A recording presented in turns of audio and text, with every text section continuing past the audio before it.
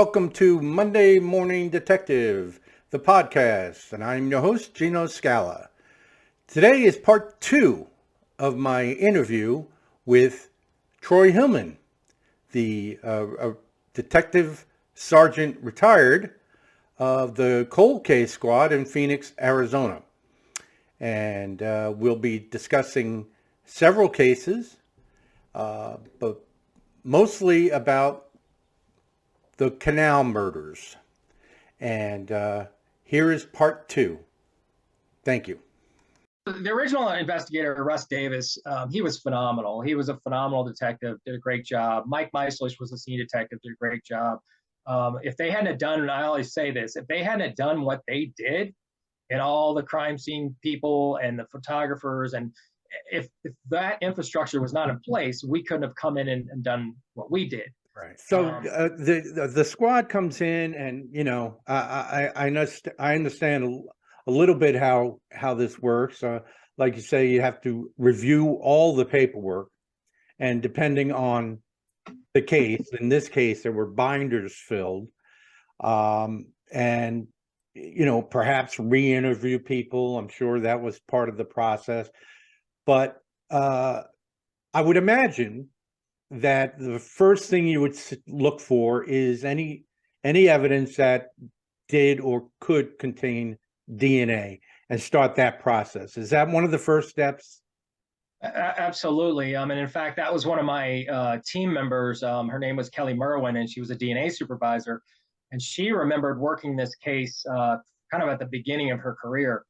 Kelly has a phenomenal ability to recall minute details on cold cases and she can spout off information that just I have to review and whatnot. So we brought her on board. She was a key part of the team, and there has to be that partnership with the lab, their willingness to say, hey, cold case is important, the suspects are still out there and we need to work those. So you have to have a driver over there. So luckily we had Kelly and her staff to kind of help us. So but I think the first thing we did was everybody kind of looked at the report and said, what did we miss? Is there anything in this report, any people that stuck out to you, anybody that, and that was right at that crux of DNA really didn't start to happen until like the mid to late 90s. So this happened in 92, 93. They may not have even been thinking a lot of, hey, let's collect this guy's DNA or get a blood sample. They did something back then called blood typing. Right. It was just kind of a comparison. It was not near. I mean, DNA obviously just is just a science way above that. Mm-hmm. So there was just who somewhere in this file. And later on, I'll fast forward to a group that we ended up meeting with called the VDOC Society, and a profiler that I kind of became pen pals with. But they kept saying he's in your files. So I think that's what we did, is attack the files. And the problem was the files were massive. They were in the basement. They were file cabinets in certain rooms. I mean, we're talking probably about over 1,000 tips that came in over the years, at least, and they did a fabulous job of cataloging all those tips, but they had to be kind of uploaded and organized and worked on. And luckily I had an infrastructure detective. He was my go-to guy because he was organized. His name Mark Arberstead, phenomenal. And so we had all these players involved on this team, and they kind of had their individual roles. And it just kind of, looking back, it was phenomenal that it all, worked out. I think there were many times during this 3.5-year journey, because we basically ruled out, 30, 40, flew all over the country. I got excited, thought that, a particular guy was the guy, and then only to be told by the lab, by Kelly, hey, it's not your guy. So I think there was a lot of disappointment. There were a lot of doubters. Hey, you guys are crazy. He's got to be dead. He's been in the system since 99. You guys are foolish. Go move on. But I think there was just that innate drive of, hey, we've got to keep going on this, and we may be in nursing homes, but we're gonna keep plodding along. And that was kind of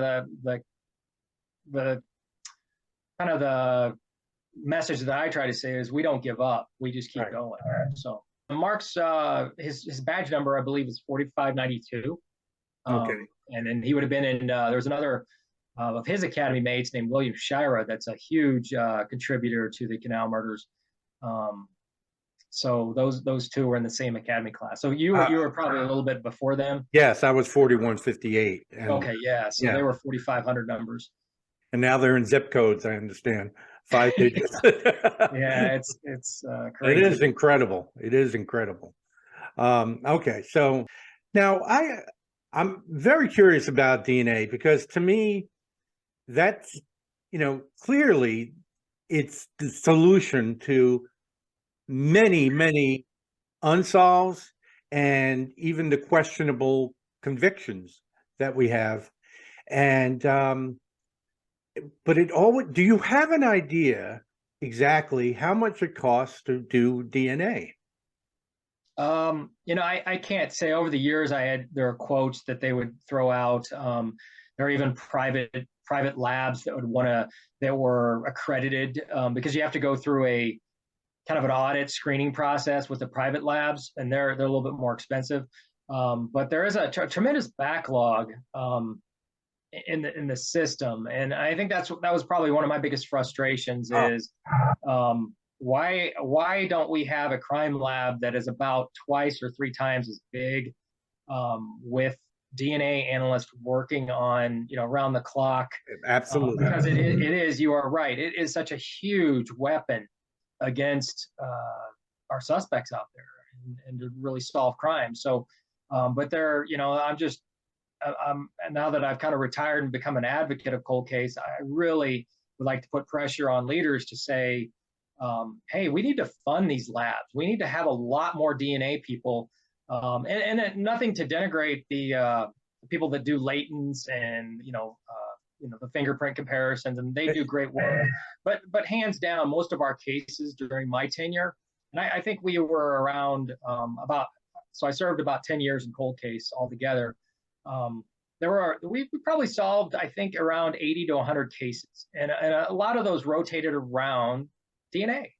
There were certain ones that would pop up where certain information would come to light, or there was a what's called NIBIN, which is a ballistics comparison, which helped us.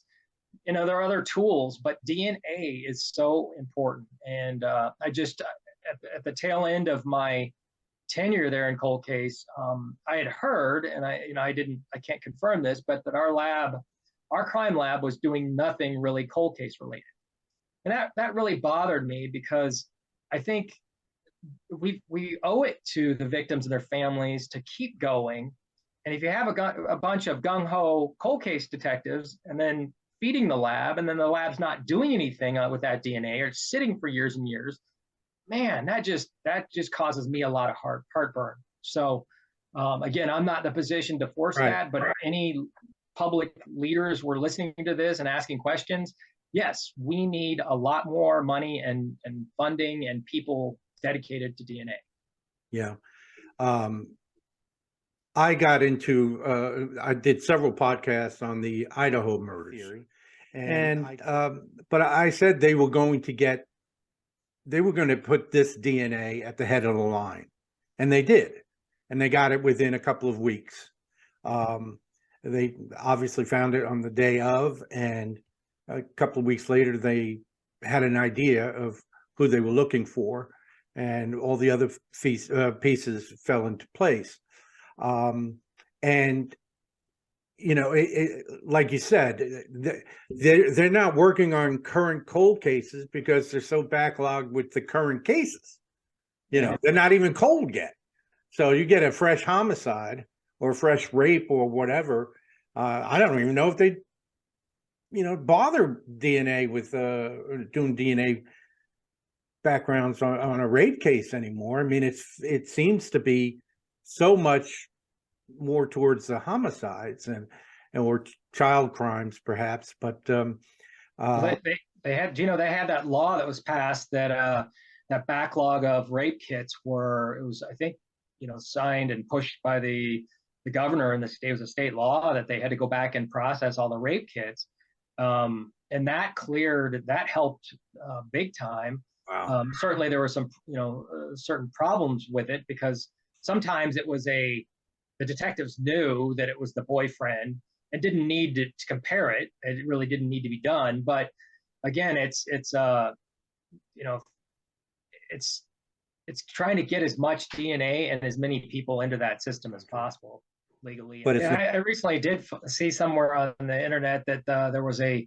lot of what GoFundMe or that kind of thing. People were, kind of outraged that these were sitting there just gathering dust, and why not, people were willing to pay for it. So, and in fact, that kind of we can get into a whole nother chapter about that we use forensic genealogy, which is a whole nother right. thing, and that was quite the ordeal of getting that kind of approved and up and running on our side in 2014. So sooner. So cold case needs to be innovative. We need to be at the front end. I'm proud that Phoenix PD, and we don't put this out there, we've really not been allowed to talk about this case for the time of the arrest was in 2015. We were told pretty much, hey, we don't want to do anything to endanger. We want this guy to go away for what he did to these girls.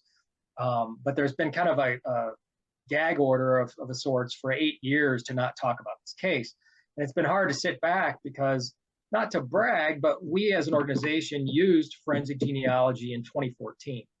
But the Golden State Killer investigators were running around saying, "Hey, we were the first ones who used it. We, look at us," and they did that killer. And it's about serving justice, but also, I think to a little bit, it's about giving credit where credit is due. And Sure. so we use that approach, coupled with what our profiler from the VDOC Society told us. He was a brilliant guy. I got to work with Richard Walter, very eccentric, but he told me, Troy, on these type of what he called fellows, which were your Bundy, your Dahmer types, he said 95, 99%, 97 maybe percent chance he's going to be in your files. They either insert themselves, they tell somebody, they come and watch, they somehow end up in your files.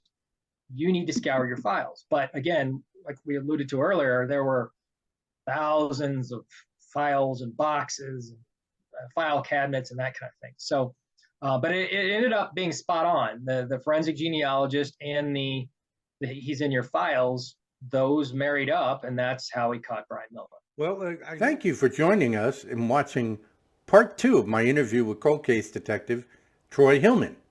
And we'll be looking for you at part 3 coming up shortly. Thank you.